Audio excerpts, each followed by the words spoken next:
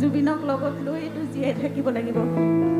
সদায় গীতৰ জুবিনজনক আপোনালোকে পাইছে, চিনেমাৰ জুবিনজনক পাইছে, মানৱ দৰদী জুবিনজনক পাইছে, প্ৰকৃতিৰ সন্তান জুবিনজনক পাইছে, কবি জুবিনকো আপোনালোকে পাইছে।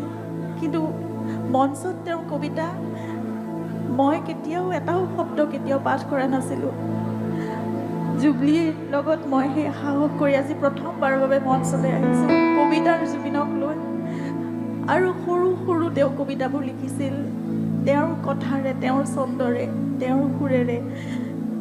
আজি সাহস কৰিছোঁ আপোনালোকৰ আগত দুটামান শাৰী তেওঁৰ পঢ়িবলৈ। আশীৰ্বাদ কৰিব সেইখিনি যাতে মই ন্যায় দিব পাৰোঁ, কাৰণ তেওঁৰ লিখা, তেওঁৰ অনুভৱ, তেওঁৰ প্ৰকাশ সেই অনন্য। মই মাথো এটা চেষ্টাহে কৰিম আজি প্ৰথমবাৰৰ বাবে। আশীৰ্বাদ কৰিব। এই কবিতাটোৰ নাম পদধ্বনি।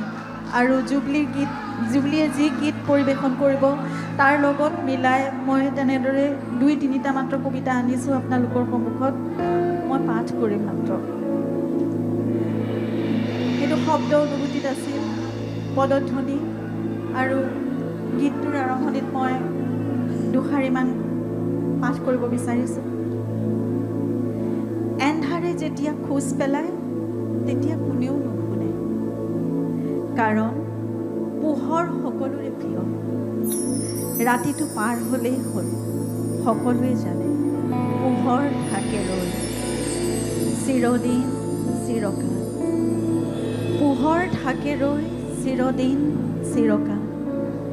কিন্তু কোনেও নাভাবে এন্ধাৰ আৰু পোহৰৰ মাজত আছে এক নিবিড় ক্ষণ, যেতিয়া এন্ধাৰে সাৱতে পোহৰক আৰু পোহৰে সাৱটি লয় এন্ধাৰক, আৰু পোহৰে সাৱটি লয় এন্ধাৰক। অন্ধ শাসন ভণ্ড শাসন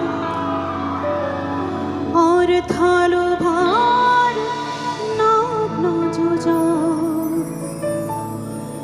অন্ধ শাসন ভণ্ড শাসন অৰ্থ লোভৰ নগ্ন যোজন। জীৱন মৰণৰ স্বপ্ন বাহন